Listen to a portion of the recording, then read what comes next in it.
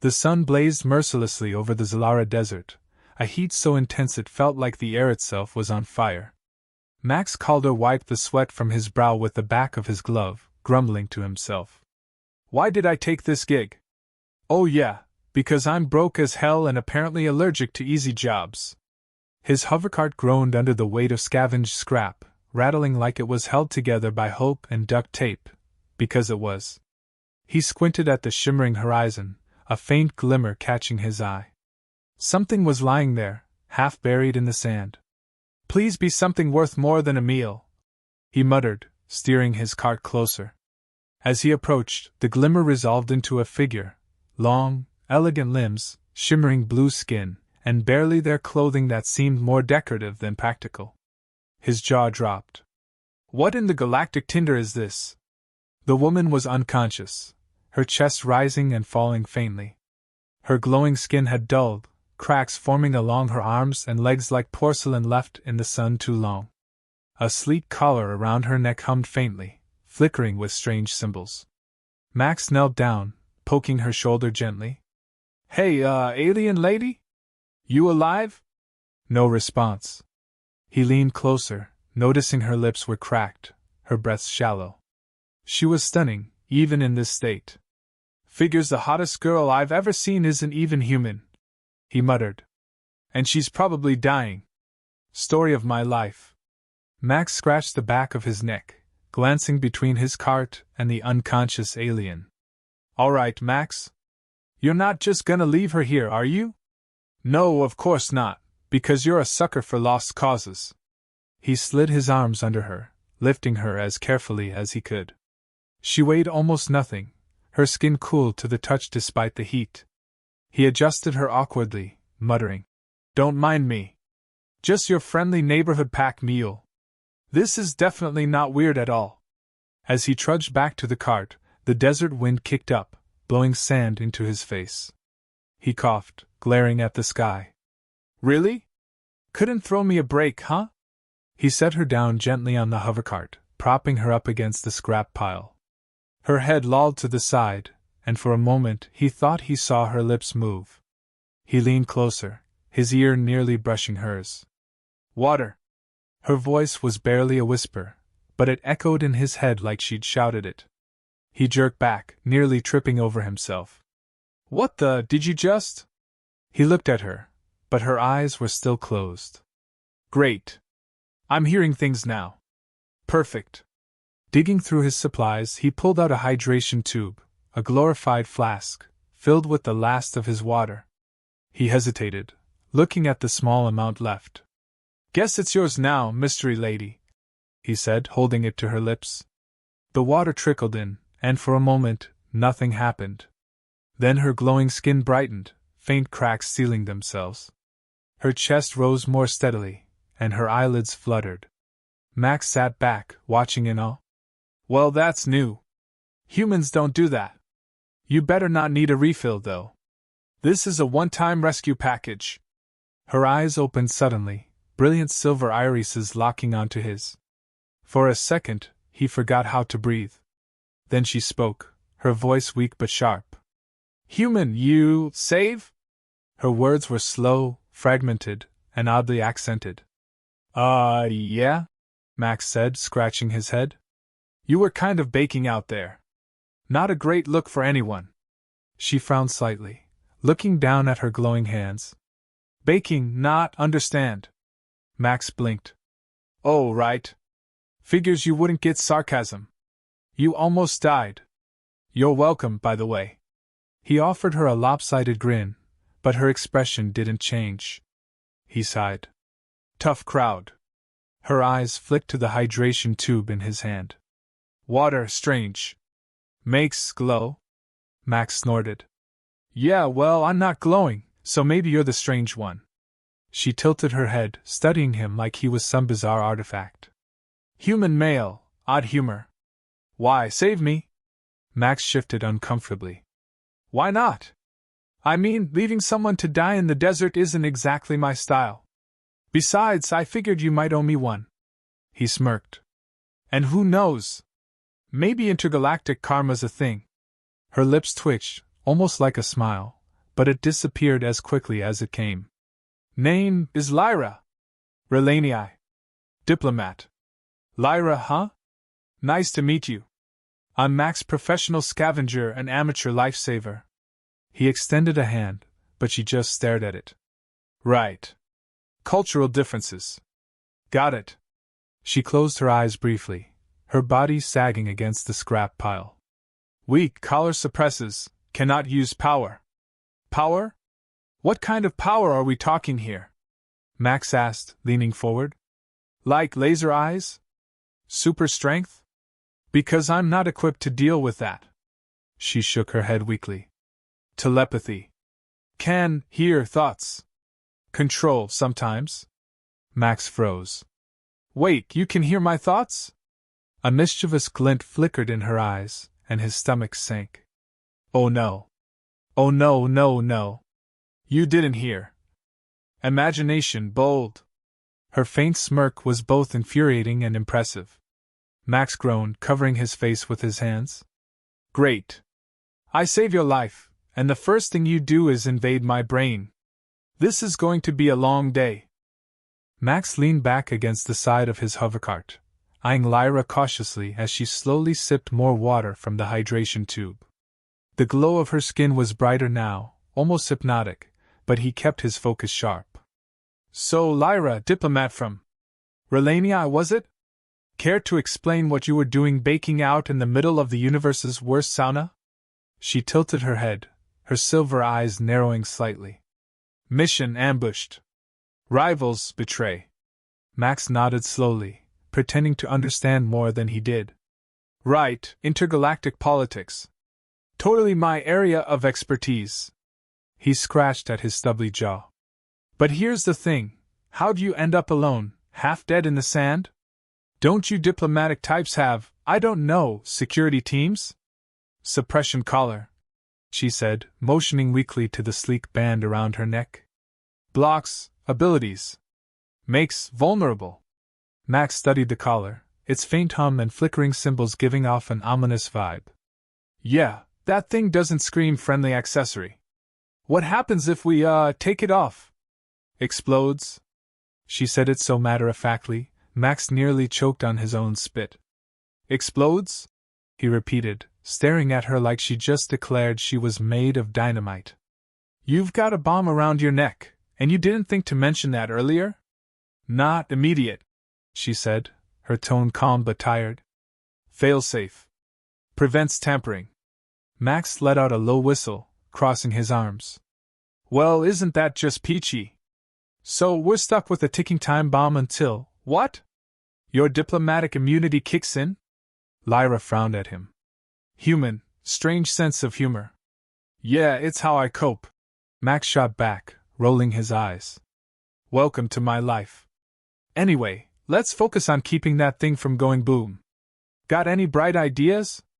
Power source unstable, Lyra said, her fingers brushing the collar lightly. But risky. Risky's my middle name, Max said with a smirk, though his eyes betrayed his nervousness. Well, not really, but it might as well be. What's the plan?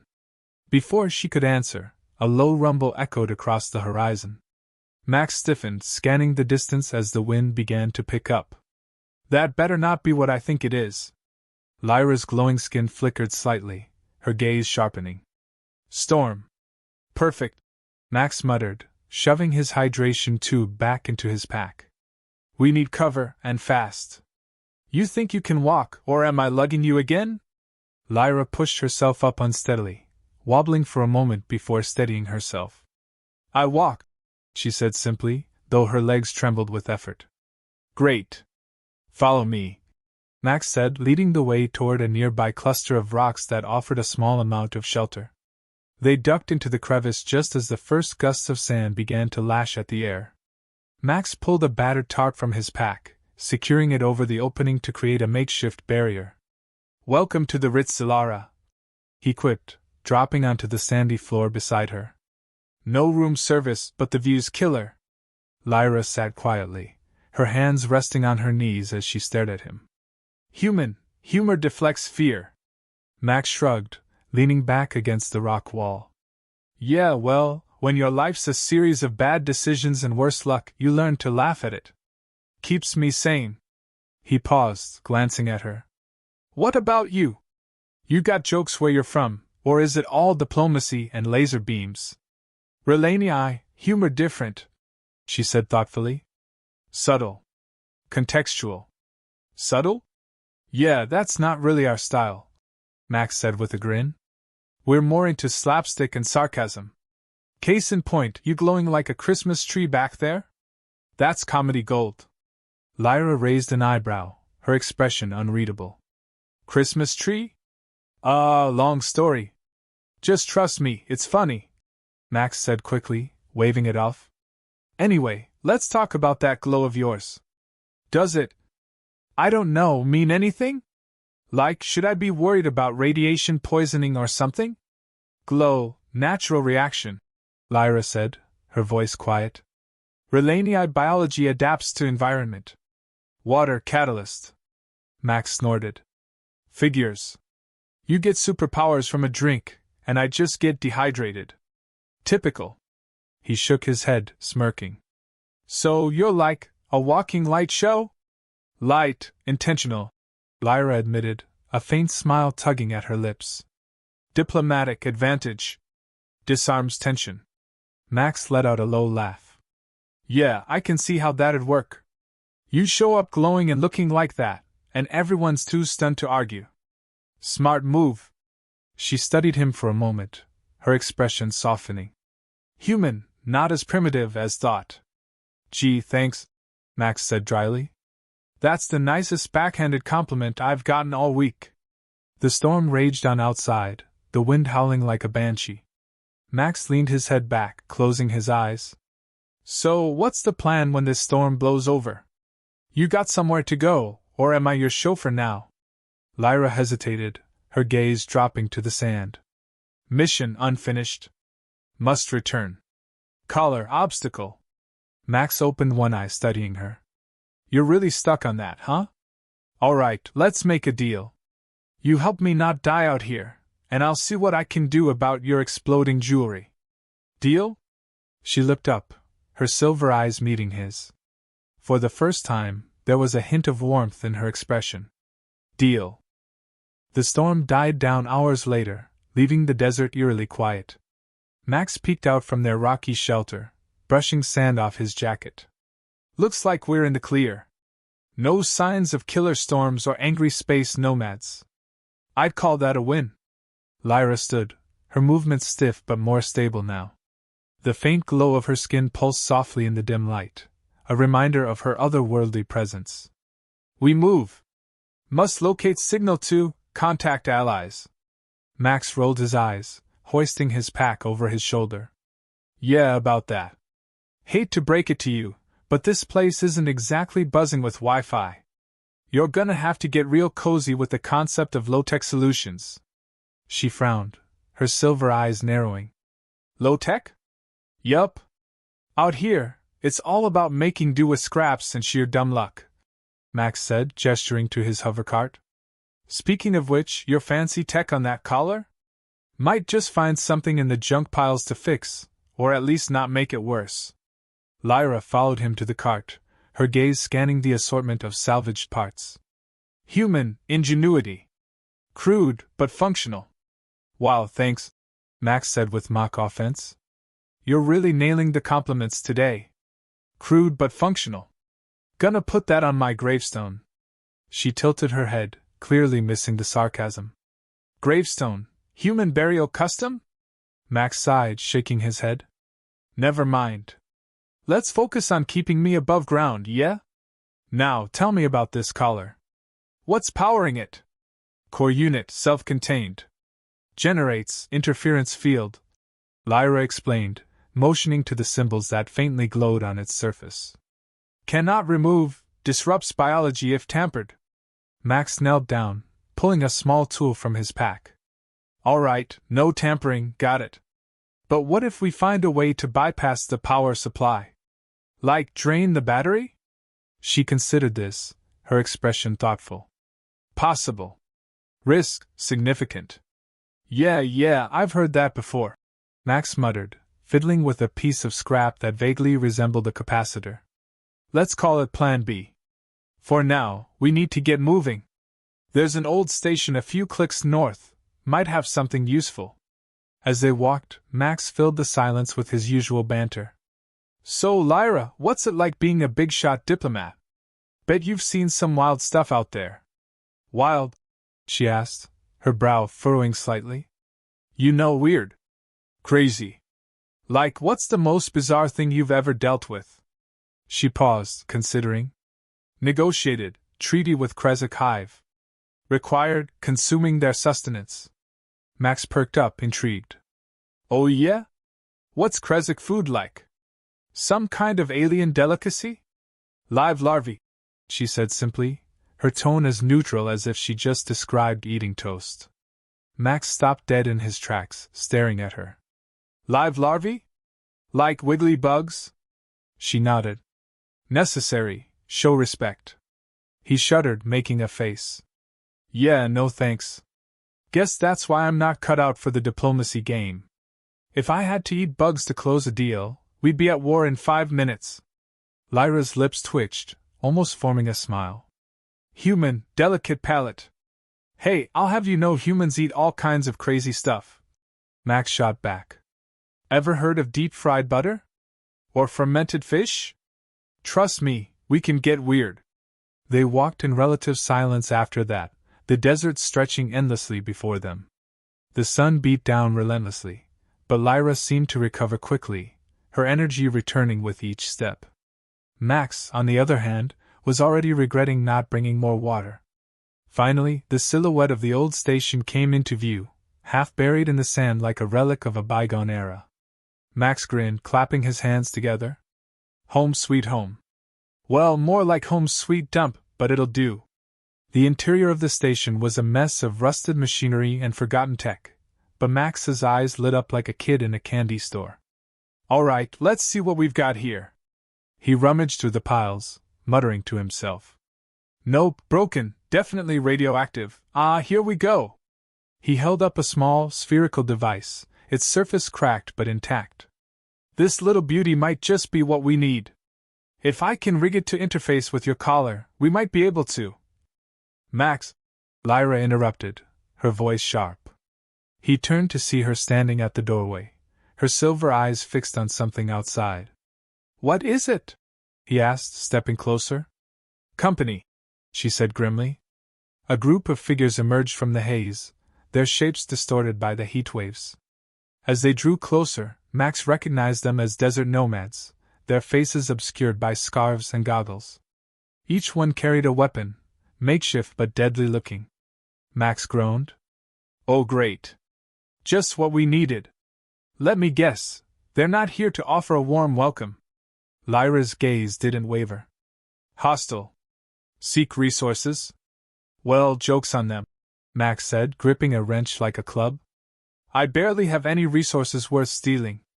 Let's see how much they like my winning personality. Lyra stepped forward, her posture rigid but commanding. No violence. Diplomacy. Max stared at her. Diplomacy? With these guys? Lady, I don't think they're the talking type. She glanced back at him, her expression calm but resolute. Trust me. Max sighed, muttering under his breath. This is either gonna be brilliant or get us killed. The nomads stood in a loose circle, their weapons angled just enough to be a warning. Max clutched the wrench tightly, his knuckles white, but Lyra raised a hand, signaling him to stay back. She stepped forward, her glow subtly intensifying, bathing the dim surroundings in a soft blue light. The leader of the group, a hulking figure with mismatched armor and a jagged blade strapped to his side, grunted something unintelligible. His tone wasn't friendly. Lyra tilted her head, her silver eyes narrowing. Intentions clear. Threat unnecessary. The leader barked a laugh, gesturing to his companions. Their chuckles were muffled by their scarves, but the hostility in their body language didn't waver. Max leaned closer, whispering, Are you sure about this? They look like the stab first ask questions never type. Lyra ignored him, her voice calm but firm as she addressed the leader again. Trade possible. No violence required. Max's eyebrows shot up. Trade? What are we trading? My spleen? The leader stepped forward, his eyes narrowing at Lyra's glowing skin. He muttered something guttural, his tone dripping with suspicion. Lyra straightened, her glow intensifying further, the light casting strange shadows on the nomads' faces. Human, fascinating resource, Lyra said evenly, her words directed at Max but loud enough for the nomads to hear. Survives extreme conditions. Remarkable adaptability. Max blinked, caught off guard. Thanks? I think. Lyra turned her gaze back to the leader, her expression unreadable. Prove value. Human, problem solver. Demonstration acceptable? The leader tilted his head, clearly intrigued but wary. He barked another order, and one of the nomads stepped forward, holding out a cracked canister.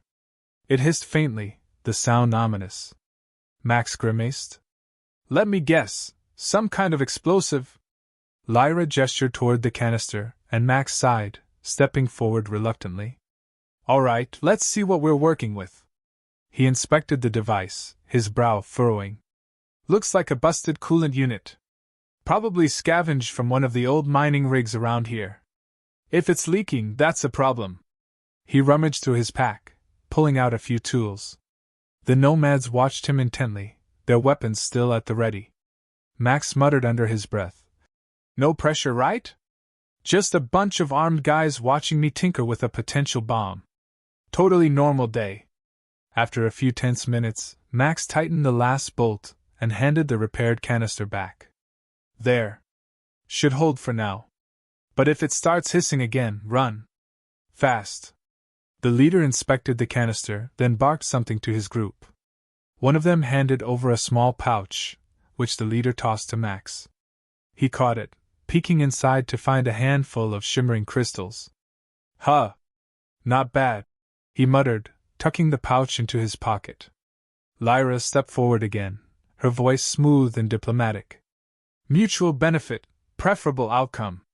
The leader studied her for a long moment before nodding once. He motioned for his group to move out, their weapons lowered as they retreated into the desert haze. Max let out a breath he didn't realize he'd been holding. Okay, I'll admit it, that was impressive, he said, turning to Lyra. You really know how to handle a crowd.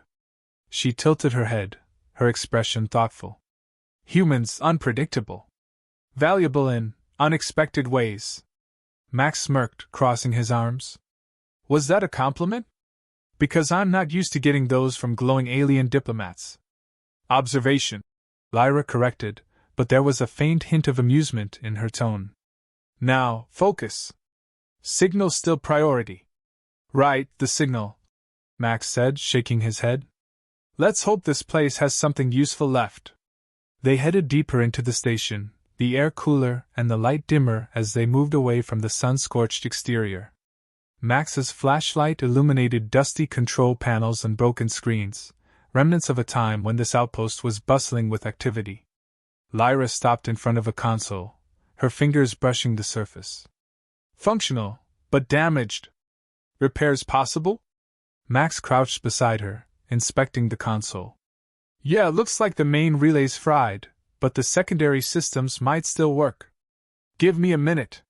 He got to work, his hands deftly maneuvering wires and circuits. Lyra watched silently, her glowing skin casting a faint light over the workspace. After a few minutes, the console hummed to life, its screen flickering. Bingo, Max said, grinning. Let's see if we can get your signal out. Lyra stepped forward, her fingers gliding over the controls. Symbols and patterns filled the screen, and she spoke softly, the words incomprehensible to Max but clearly purposeful. After a moment, a faint chime sounded, and Lyra nodded. Signal sent, she said simply. Max leaned back, wiping sweat from his brow. Great. Now what? We just wait for the cavalry to show up? Lyra hesitated, her gaze distant. Assistance uncertain. Betrayal complicates matters. Max frowned, standing up. Hey, you're not doing this alone. If your people don't show, we'll figure something out. That's what humans do, remember? Adapt, survive, make it work. She looked at him, her expression softening slightly. Human, remarkable species. Max chuckled. You're just figuring that out now. Stick with me, Lyra. You ain't seen nothing yet.